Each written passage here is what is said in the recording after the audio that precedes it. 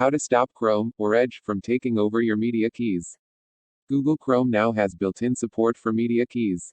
Unfortunately, Chrome will take over your media keys and prevent them from controlling apps like Spotify when you're watching YouTube.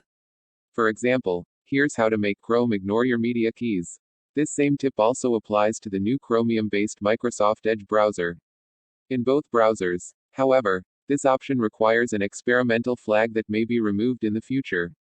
We tested it in the latest version of Chrome, Chrome 75, on June 24, 2019. You'll find this option on the Chrome://flags page.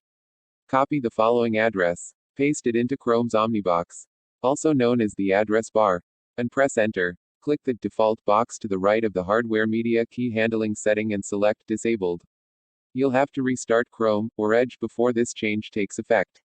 Click the Relaunch Now button that appears to restart your browser.